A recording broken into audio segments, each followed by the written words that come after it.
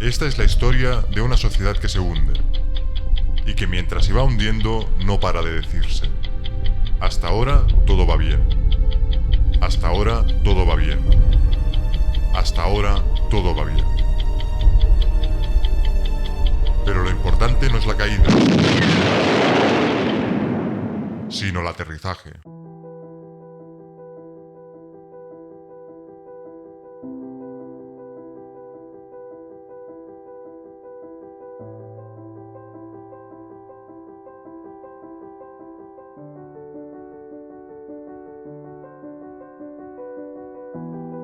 A diferencia de las sociedades que lo han precedido, el capitalismo se caracteriza por un enorme despilfarro, derroche y destrucción.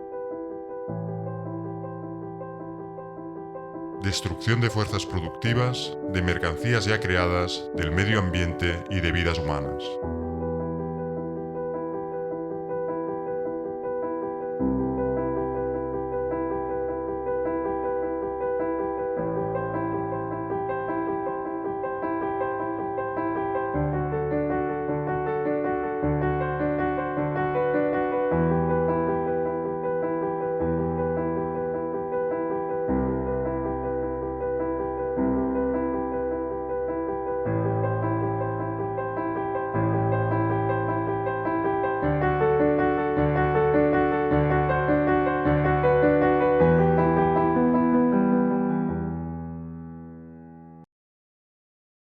Pero ¿cuáles son los cimientos de esta sociedad? Los engranajes que producen inevitablemente estos resultados.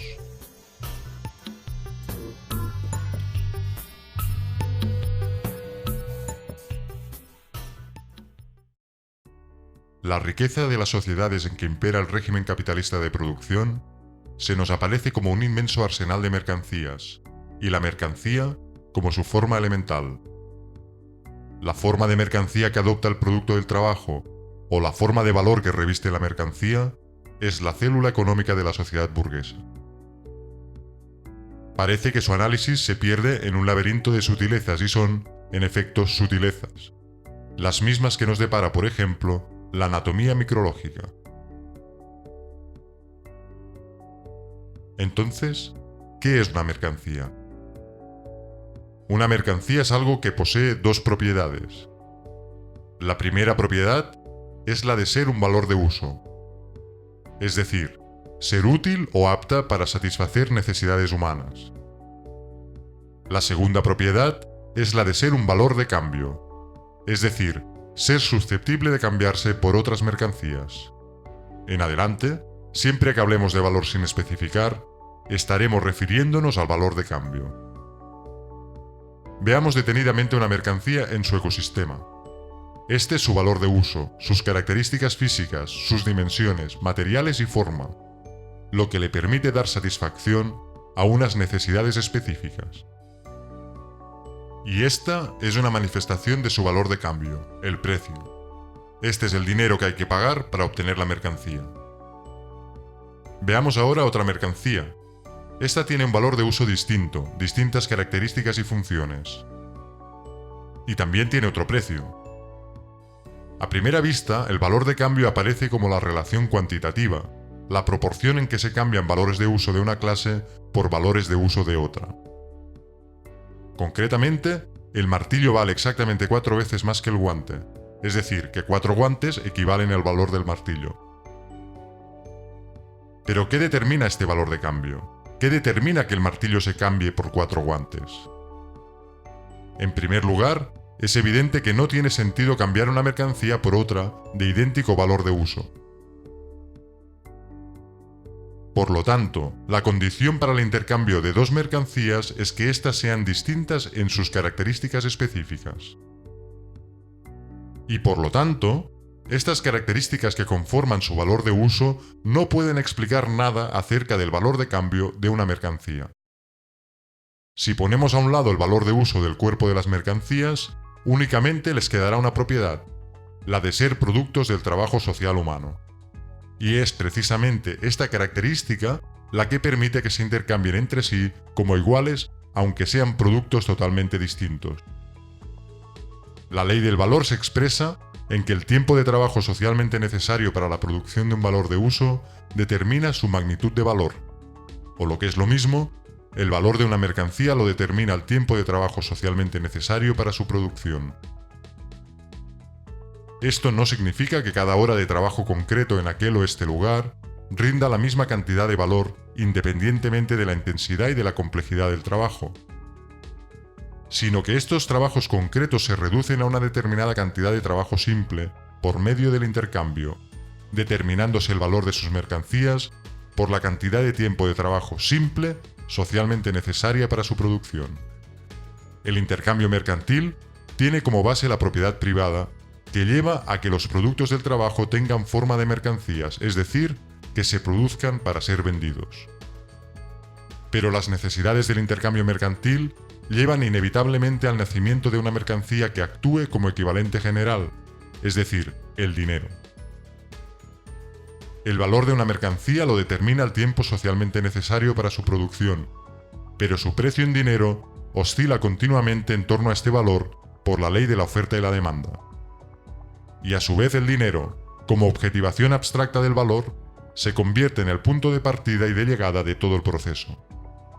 La obtención de una cantidad mayor de capital al final del ciclo, es decir, de una ganancia, es el único sentido de la circulación capitalista, la acumulación por la acumulación a través de la producción por la producción. Esta ganancia sale de la explotación del trabajo asalariado, del hecho que la fuerza de trabajo sea una mercancía. Esta ganancia no es otra cosa que trabajo no retribuido a la clase obrera. La condición de existencia del capital es el trabajo asalariado. No hay trabajo asalariado donde no hay capital. Por consiguiente, el capital presupone el trabajo asalariado y este, el capital. Ambos se condicionan y se engendran recíprocamente. En una sociedad mercantil, las capacidades productivas tienen forma de empresa. Cada empresa tiene como objetivo la obtención de la máxima ganancia para sí misma, en competencia con las demás. Ninguna de las empresas puede saber de forma segura cuántas mercancías han producido las demás, ni cuántas van a ser lanzadas al mercado en total. En una sociedad mercantil, igual que las capacidades productivas se nos presentan como empresas, las necesidades se nos presentan como clientes o compradores. Solo las necesidades solventes van a encontrar satisfacción, y a condición de que su satisfacción permita obtener una ganancia. Todas aquellas necesidades que no cumplan estas condiciones no van a encontrar satisfacción. Pero además, la oferta precede a la demanda, y una gran cantidad de mercancías no van a poder ser vendidas. Esta es la consecuencia inevitable de que los productos del trabajo tomen forma de mercancías. Toda sociedad basada en la producción de mercancías tiene la peculiaridad de que en ella los productores pierden el dominio de sus propias relaciones sociales. Cada cual produce para sí con los medios que casualmente tiene y para su individual necesidad de intercambiar. Ninguno de ellos sabe cuánta cantidad de su artículo está llegando al mercado, cuánta de ella se necesita y usa realmente. Nadie sabe si su propio producto va a encontrar una necesidad real, si va a poder cubrir costes, y ni siquiera si va a poder vender. Reina la anarquía de la producción social. Pero la producción de mercancías, como cualquier otra forma de producción, tiene sus leyes características, inherentes, inseparables de ella, y esas leyes se imponen a pesar de la anarquía y a través de la anarquía. Estas leyes se manifiestan en la única forma de conexión social que subsiste, a saber, el intercambio, y se imponen frente al productor individual en forma de leyes constrictivas de la competencia. El producto domina a los productores.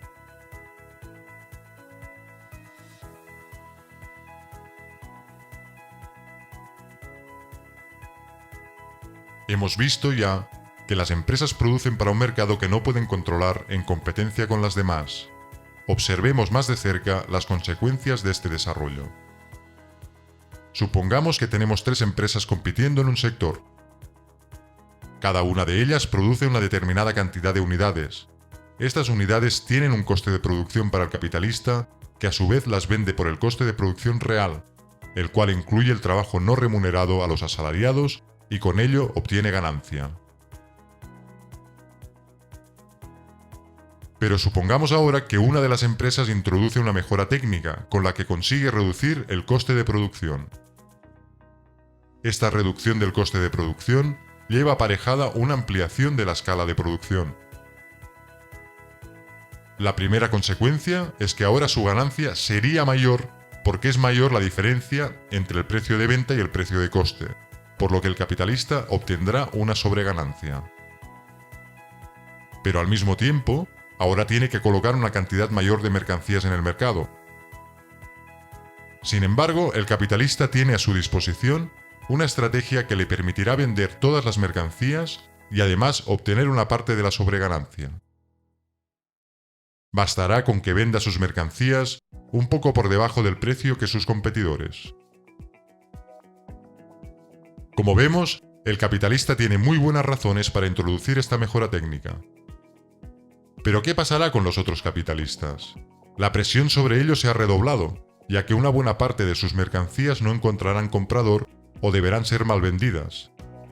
Por lo tanto, es cuestión de tiempo que los otros capitalistas introduzcan la misma mejora técnica u otra similar, aumentando la escala de producción y reduciendo el precio de coste unitario.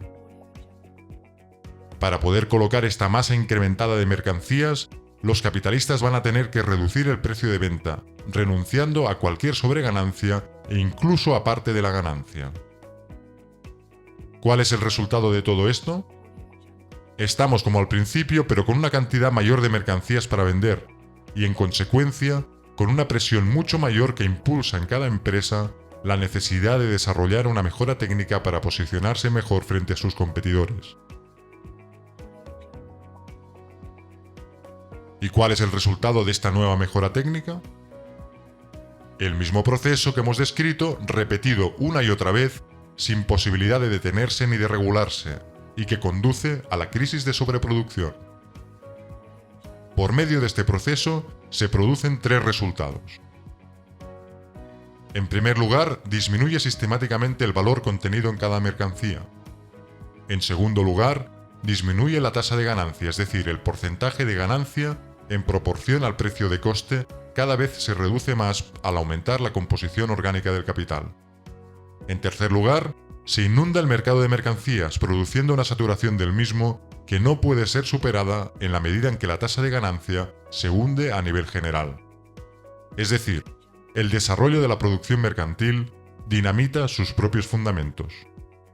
Pero a medida que la gran industria se desarrolla, la creación de la riqueza real deviene cada vez menos dependiente del tiempo de trabajo y de la cantidad de trabajo utilizado, y cada vez más de la potencia de los agentes mecánicos que son puestos en acción durante el proceso de trabajo. Potencia que por su enorme eficacia no guarda a su vez ninguna relación con el tiempo inmediato que cuesta la producción de aquellos agentes mecánicos, sino que depende, por el contrario, mucho más del nivel general de la ciencia y del progreso de la tecnología, de la aplicación de la ciencia a la producción. Desde que el trabajo ha dejado de ser, bajo su forma inmediata, la gran fuente de la riqueza, el tiempo de trabajo deja de ser y debe dejar de ser su medida. Hasta aquí hemos visto cómo la propiedad privada lleva a que los productos del trabajo sean mercancías, cómo el intercambio lleva al nacimiento del dinero y al divorcio del valor y el precio, cómo este dinero se convierte en capital mediante la explotación del trabajo asalariado, cómo el intercambio mercantil implica necesariamente la anarquía de la producción y cómo su desarrollo contradice sus mismos fundamentos, imponiendo la devaluación de las mercancías, la caída de la tasa de ganancia y la sobreproducción relativa de capitales. Veamos ahora cuáles son las consecuencias de este desarrollo. Para empezar, cada año, 1/3 de los alimentos que se producen en el mundo se pierde o desperdicia, mientras una gran masa de la población no tiene recursos para comprar comida. Las mercancías son destruidas o inutilizadas antes que darlas gratuitamente a quienes las necesitan. La lógica mercantil no deja alternativa porque de otro modo no encontrarían salida las siguientes mercancías. Dado que se produce en exceso, hay que destruir una parte de la producción para evitar que caiga el precio de las mercancías. Todo esto sucede porque los productos tienen forma de mercancía y están sujetos a las leyes de la economía mercantil. En su carrera irracional por vender la masa de mercancías producidas en exceso, el capitalismo necesita un gigantesco sistema de publicidad que bombardea los sentidos de la población para que compren este o aquel producto. Esto representa un tiempo inútilmente invertido en la producción de esta publicidad para encontrar demanda a una oferta previamente producida fuera de control.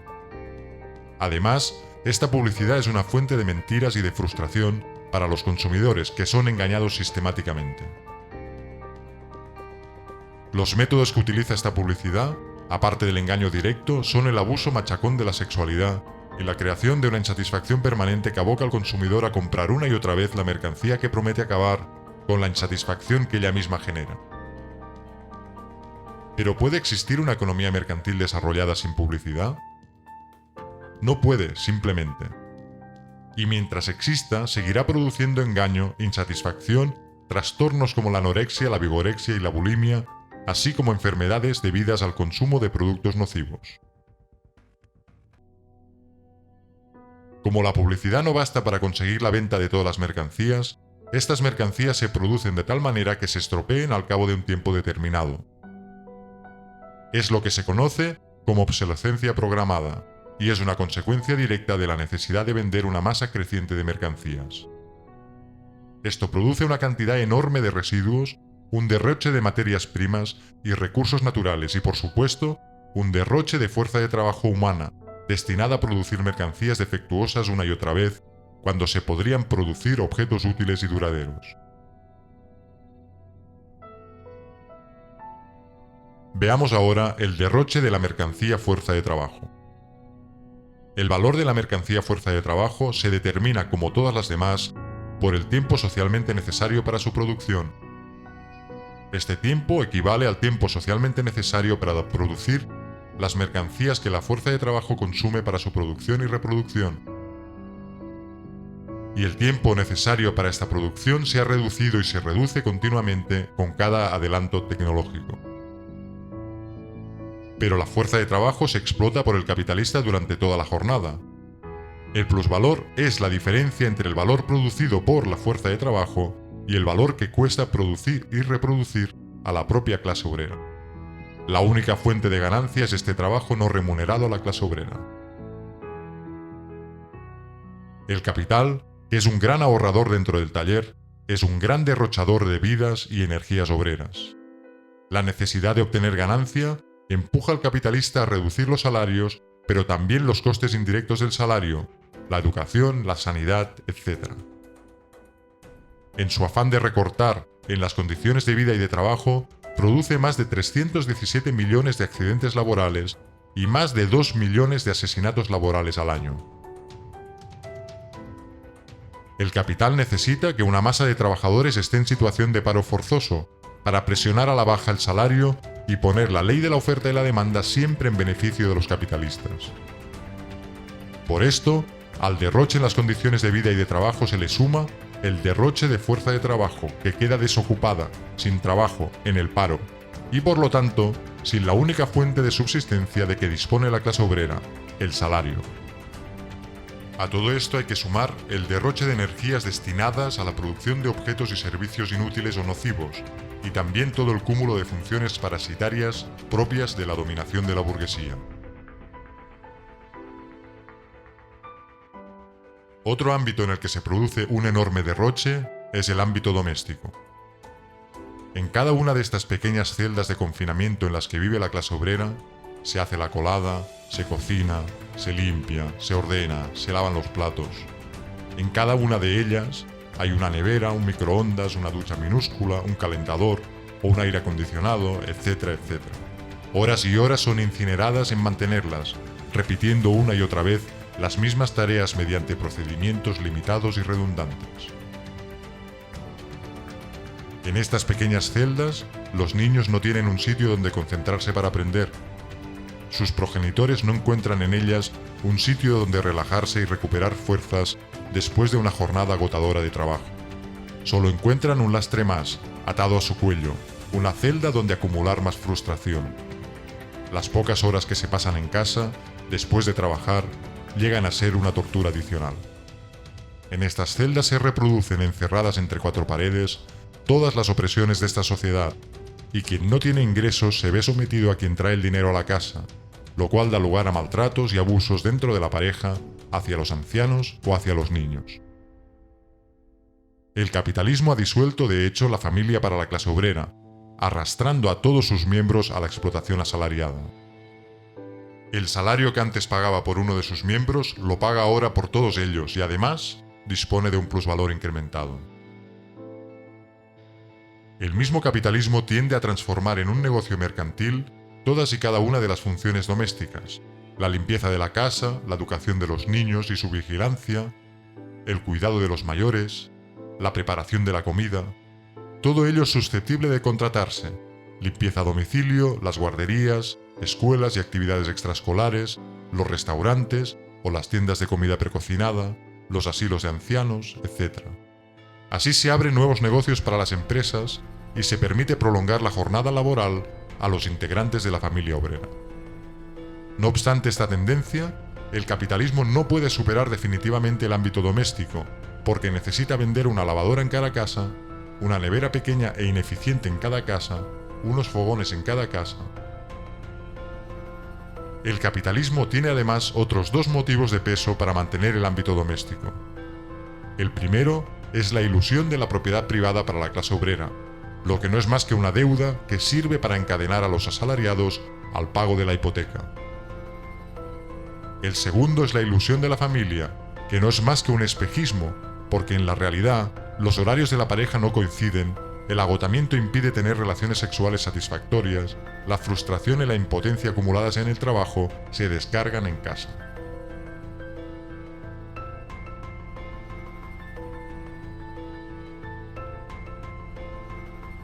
Estas pequeñas celdas de confinamiento donde vive la clase obrera por conveniencia de la burguesía se aglomeran en acumulaciones brutales de población, las grandes ciudades. El capital necesita una masa de asalariados disponibles para poder contratar a bajo precio, y la masa de asalariados está obligada a ir allí donde haya mayores probabilidades de encontrar un comprador de su fuerza de trabajo, es decir, donde haya más capital. Esta es la fuerza irresistible que empuja a la población a aglomerarse en las grandes ciudades. Por ello, estas aglomeraciones, que son un foco de contaminación e insalubridad, son inevitables mientras subsistan el trabajo asalariado y el capital. A esta aglomeración gigantesca de diminutas celdas de confinamiento le acompaña el tráfico epiléptico que satura y bloquea las grandes ciudades. La anarquía mercantil impone a la mercancía fuerza de trabajo buscar un comprador donde sea que lo encuentre. Esto produce inevitablemente una multiplicación de desplazamientos inútiles, completamente caóticos, irracionales e implanificables. Un derroche de tiempo yendo y viniendo de los puestos de trabajo y un incremento de la contaminación. Esta situación complementa perfectamente la necesidad de la industria automovilística de vender un vehículo o más a cada individuo para intentar dar salida a la sobreproducción. Ya en 1848 Marx describía así las crisis de sobreproducción. Las relaciones burguesas de producción y de cambio, las relaciones burguesas de propiedad, toda esta sociedad burguesa moderna que ha hecho surgir tan potentes medios de producción y de cambio, se asemeja al mago que ya no es capaz de dominar las potencias infernales que ha desencadenado con sus conjuros. Desde hace algunas décadas, la historia de la industria y del comercio no es más que la historia de la rebelión de las fuerzas productivas modernas contra las actuales relaciones de producción, contra las relaciones de propiedad que condicionan la existencia de la burguesía y su dominación. Basta mencionar las crisis comerciales, que con su retorno periódico plantean en forma cada vez más amenazante la cuestión de la existencia de toda la sociedad burguesa. Durante cada crisis comercial se destruye sistemáticamente no solo una parte considerable de productos elaborados, sino incluso de las mismas fuerzas productivas ya creadas. Durante las crisis, una epidemia social que en cualquier época anterior hubiera parecido absurda, se extiende sobre la sociedad, la epidemia de la superproducción. la sociedad se encuentra súbitamente retrotraída a un estado de barbarie momentánea. Diríase que el hambre, que una guerra devastadora mundial la han privado de todos sus medios de subsistencia. La industria y el comercio parecen aniquilados. ¿Y todo esto por qué? Porque la sociedad posee demasiada civilización, demasiados medios de vida, demasiada industria, demasiado comercio. Las fuerzas productivas de que dispone no sirven ya al desarrollo de la civilización burguesa y de las relaciones de propiedad burguesas. Por el contrario, resultan ya demasiado poderosas para estas relaciones, que constituyen un obstáculo para su desarrollo, y cada vez que las fuerzas productivas salvan este obstáculo, precipitan en el desorden a toda la sociedad burguesa y amenazan la existencia de la propiedad burguesa. Las relaciones burguesas resultan demasiado estrechas para contener las riquezas creadas. ¿Cómo vence esta crisis la burguesía? De una parte, por la destrucción obligada de una masa de fuerzas productivas, de otra, por la conquista de nuevos mercados y la explotación más intensa de los antiguos. ¿De qué modo lo hace entonces?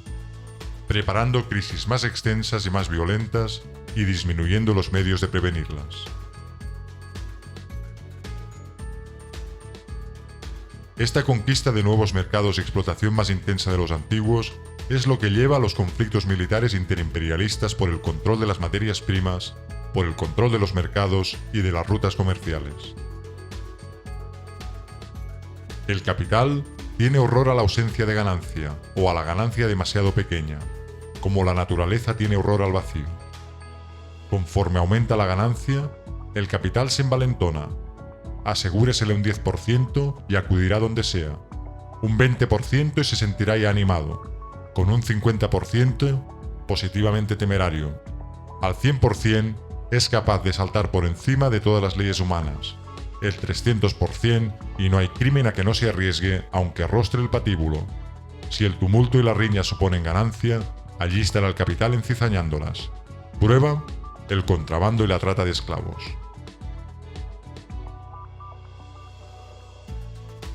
Todo esto lleva a una sociedad que tiene el récord de muerte y destrucción en la historia de la humanidad. Según el Informe Mundial sobre Homicidios, en 2014 hubo 63.600 muertes por violencia doméstica en el mundo. Este mismo año hubo 175.000 muertes en conflictos bélicos y el número de homicidios a nivel mundial ascendió a 437.000 según el mismo informe. 804.000 personas se suicidaron aquel año y 2,3 millones de asalariados murieron en accidentes de trabajo o por enfermedades laborales. En total, el sistema mercantil capitalista asesina anualmente más de 3,5 millones de seres humanos.